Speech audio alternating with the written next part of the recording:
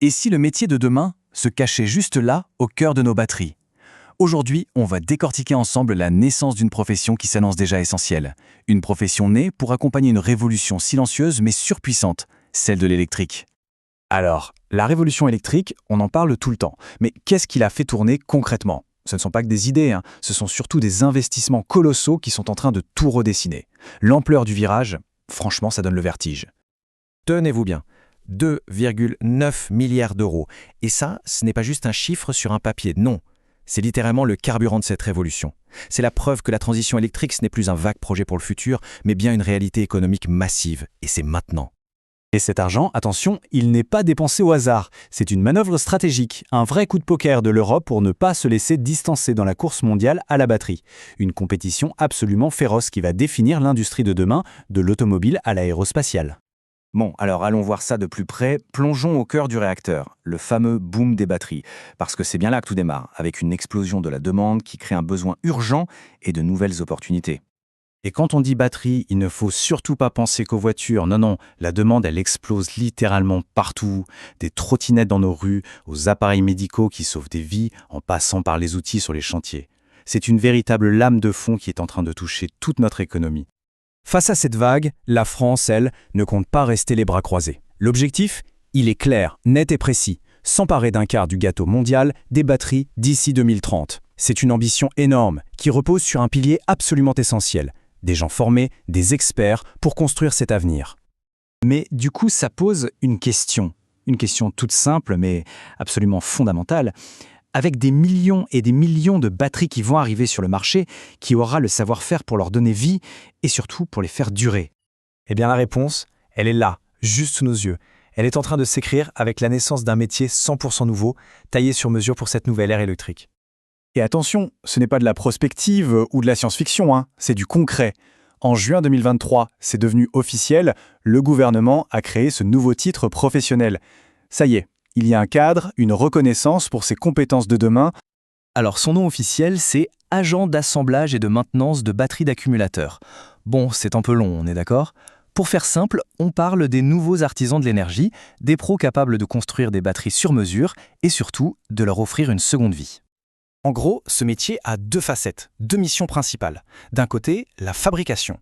On part de zéro, on assemble les composants pour créer une batterie neuve, performante. Et de l'autre côté, la maintenance.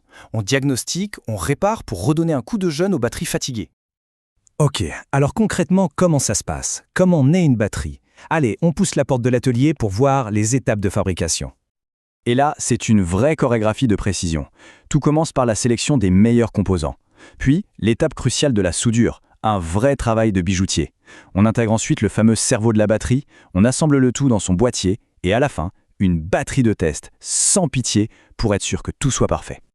Et là, l'enjeu, il est énorme. Il ne s'agit pas juste de faire une batterie qui marche. Il faut qu'elle dure longtemps, mais surtout, qu'elle soit 100% sûre pour la personne qui va l'utiliser. Chaque soudure, chaque connexion est une promesse de fiabilité. C'est un métier à très haute responsabilité.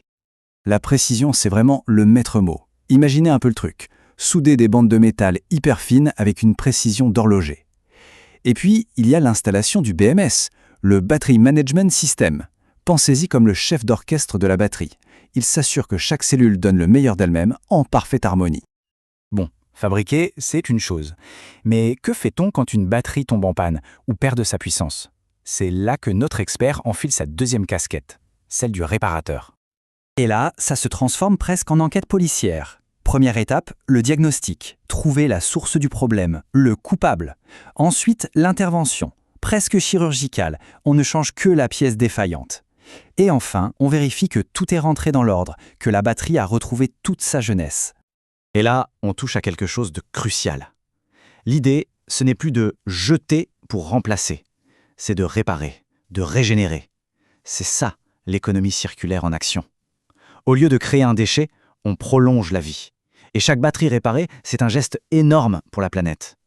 Alors au final, quels sont les débouchés? Dans quel secteur va-t-on retrouver ces nouveaux professionnels? Regardons un peu les opportunités et l'avenir que ce métier dessine. Les perspectives sont assez incroyables. Bien sûr, il y a l'automobile, c'est évident.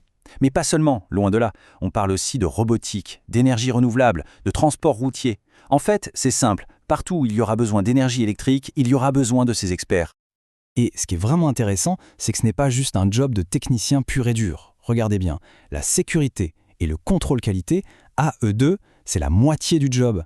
Ça montre bien qu'on est dans de l'artisanat de haute volée, où la rigueur est au moins aussi importante que le coup de main. Et cette sécurité, ce n'est pas pour faire joli. Manipuler des batteries haute tension, c'est un peu comme jouer avec la foudre. C'est pour ça que ces agents sont formés à des normes de sécurité ultra strictes. L'erreur n'est tout simplement pas une option. La prévention des accidents, c'est la priorité numéro 1, 2 et 3. Alors, pour conclure, est-ce que ce nouveau métier est juste une ligne de plus sur la liste des professions? Ou est-ce que c'est peut-être le fameux maillon manquant, celui qui va permettre à notre futur électrique d'être non seulement possible, mais aussi sûr et surtout durable? La réponse, il semblerait bien, commence à se dessiner au cœur même de chaque batterie.